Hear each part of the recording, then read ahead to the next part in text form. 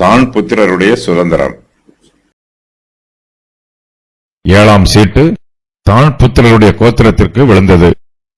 அவர்களுக்கு அவர்கள் வம்சங்களின்படி கிடைத்த சுதந்திரத்தின் எல்லையாவது சோரா, எஸ்தாவோல், இர்சேமேஸ், சாலாபின், ஆயலோன், எத்லா, ஏலோன், திம்னாதா, எக்ரோன், எல்தக்கே, கிபத்தோன், பாலாத், ஏகூத், தனாபெராக், காத்ரிம்மோன், மேயார்கோன், ராக்கோன் என்னும் பட்டணங்களும் யாப்போவுக்கு எதிரான எல்லையுமே. தான் புத்திரரின் எல்லை அவர்களுக்கு ஒடுக்கமாயிருந்தபடியால் அவர்கள் புறப்பட்டு போய் லேசேமின் மேல் யுத்தம் பண்ணி அதை பிடித்து பட்டய கரைக்கினால் சங்கரித்து அதை சுதந்திரித்துக் கொண்டு அதிலே குடியிருந்து லேசேமுக்கு தங்கள் தகப்பனாகிய தானுடைய நாமத்தின்படியே தான் என்று பெயரிட்டார்கள்.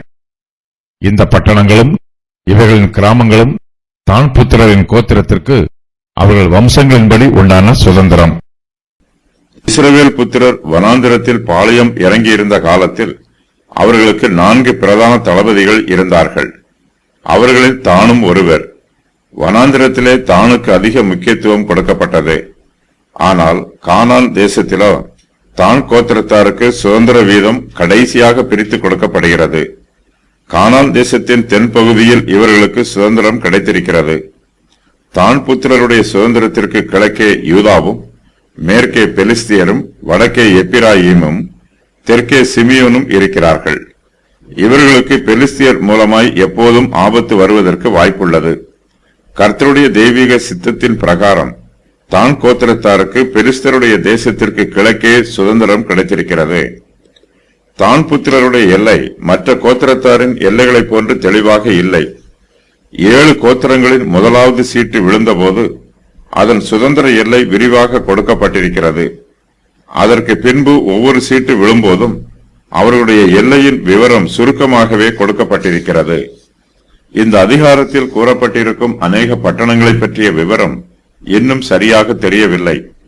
வேத ஆராய்ச்சியாளர்களும் புதைபொருள் ஆராய்ச்சியாளர்களும் இந்த பட்டணங்களின் இருப்பிடங்களை கண்டுபிடிப்பதற்கு முயற்சி பண்ணுகிறார்கள். யூதாவின் சுதந்திரத்தில் தானுக்கு ஒரு பகுதி கொடுக்கப்பட்டிருக்கிறது. மேற்கே பென்யமீன், தெற்கே எப்ராயிம், வடமேற்கே யூதா ஆகியோருடைய எல்லையோடு தானின் எல்லையும் சேர்ந்திருக்கிறது.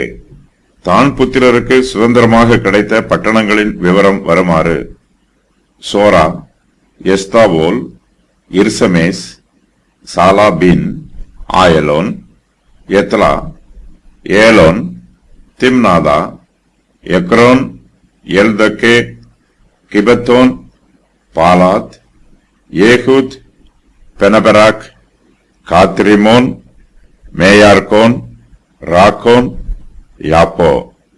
தான் புத்திரரின் ஜனத்தொகைக்கேற்ப அவர்களுக்கு சுதந்திரம் கொடுக்கப்படவில்லை. ஆகையினால் அவர்கள் லேசேமின் மேல் யுத்தம் பண்ணி அதை சுதந்திரித்துக் கொண்டார்கள். லேசேமுக்கு தங்கள் தகப்பனாகிய தானுடைய நாமத்தின்படியே தான் என்று பெயரிட்டார்கள்.